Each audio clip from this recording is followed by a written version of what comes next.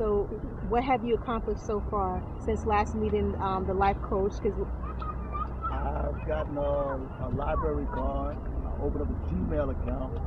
I sent out about 5 housing applications. I got one reply, said I don't make enough money, so they denied me.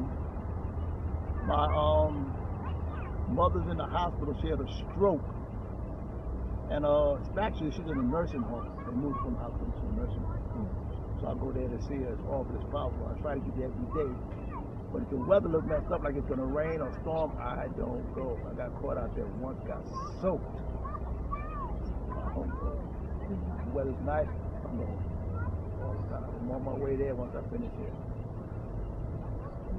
So it's about almost every day out of the week. Around the same time. and you gonna say something else? Okay. And what are the challenges you're facing trying to get the things that you're looking to accomplish in relation to housing, employment, things of that As nature? far as housing goes, if you're an SO, it's rough. But I need a place by myself. I'm in with a roommate. I need a place by myself. Sometimes you come in, you don't even want to talk sometimes. You got privacy. You don't have it. If you're in with, if you're in like a two-man room, you don't have it. You know, sometimes you come in, you don't want to talk to nobody. You don't want to say anything. You don't want nobody to say nothing to you. You want to come in, you want to relax. You can't do it. And it's hard. Housing is hard.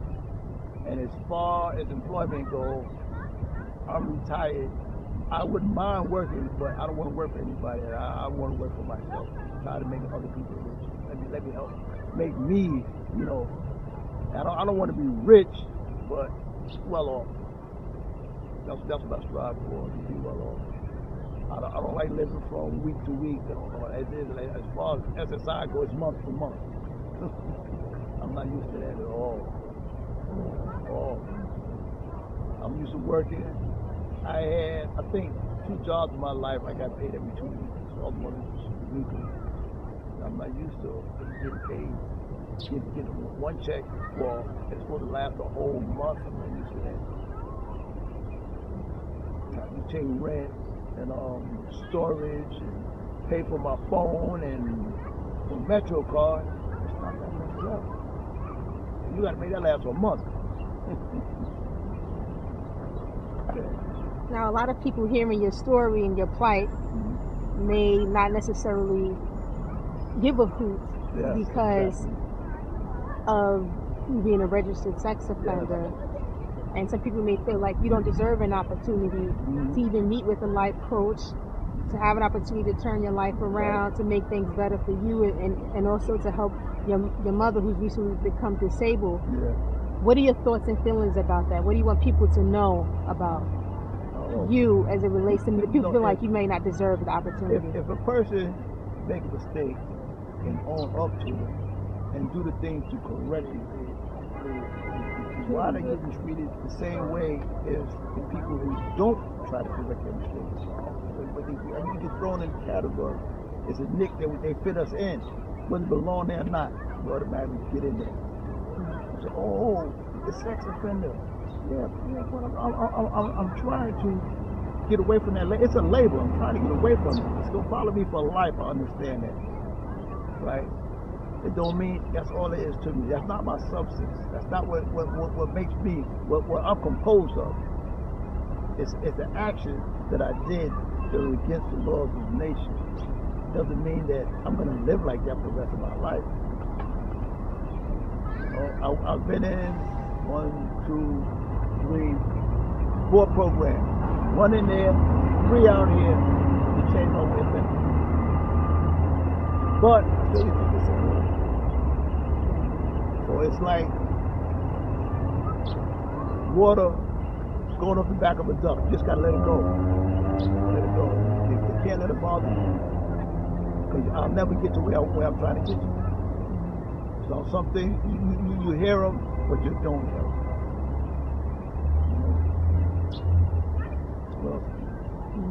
And so clearly having this offense affects your housing, because a lot of this is why you're still living in a halfway house, three-quarter housing, because a lot of residences, even senior centers, I found out, do not accept sex offenders. Yeah. Yeah. I had the last program I was in for sex offenders. They gave me a phone number to call, phone number and address to call to volunteer my services. They said if you have a talent for something, they're looking for somebody to teach other people that talent. Okay, I can draw, I can type, and I can use computers. So any of them will give me in, but I just never call you. You know, because all this running around I'm doing, it's like I go to therapy, I go to see not one doctor, I go to see 3 different doctors. So there is no schedule I can keep.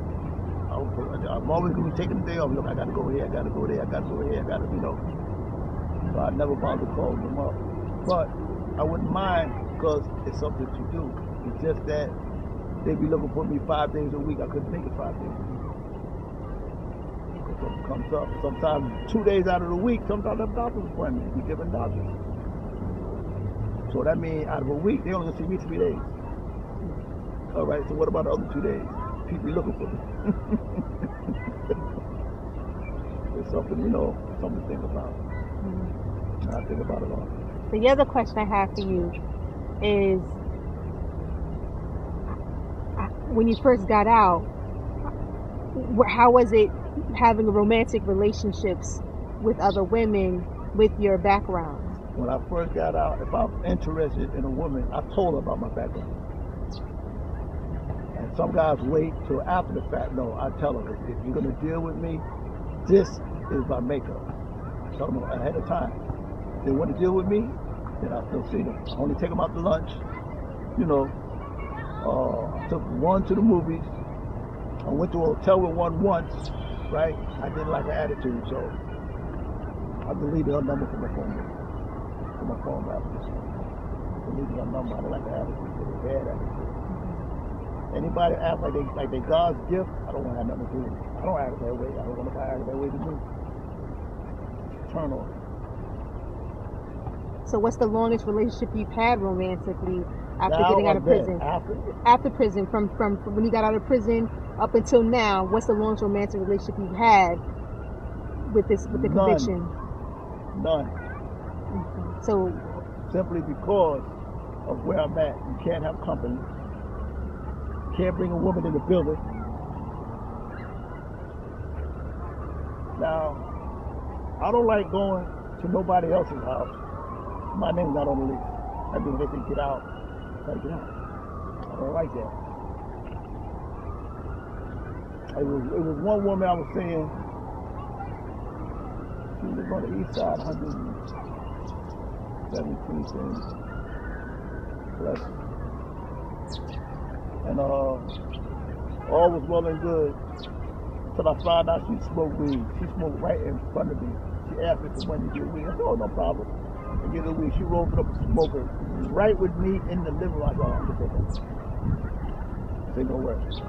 When I went to report, I was on parole at the time. When I went to report, I tested positive for marijuana for being in the same room with her. The only thing that saved me, the parole officer, no, I don't get out. So he gave me another test, right? The other test, I came back all right. That wasn't the officer trying to tell her, his father tried to tell her, oh, don't use the old test, use the new one. I'm glad he said that. I got to read it. Even though the guy know I don't get high. But it showed up on the other one. It didn't show up on this one. So he attributed you to the test being old, but I knew what it really. So I stopped going over there because of that. The last time I went by there, she had a nice little place, right? She had a bedroom set. She had it was like a kitchenette. You can't fit a chair and table in a kitchen. From here to here, stove, the sink, the stove, let me see, the refrigerator, and the counter. If I do like this, I'm touching the wall. Now, they had a window. She could look from the kitchen into the living room, watch TV, right? She had no living room furniture. She had a stand with a TV connected to a radio, and on the radio, like, if she put an R&B station on the TV, sound come out the radio. She had that hook up. She said it was I think Time Warner. She said she had a hook up in her bedroom too. I never been in her bedroom. She had a hook up in her bedroom too. But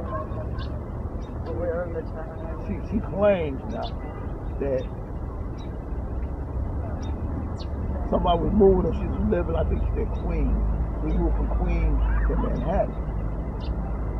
And the guy wanted to have sex with her. And she was like, so since she told him no, she said he threw all the furniture out. I don't believe it. You just threw a furniture out on the road like that? What did he say? Get out? This is our story. I believe she didn't have no furniture.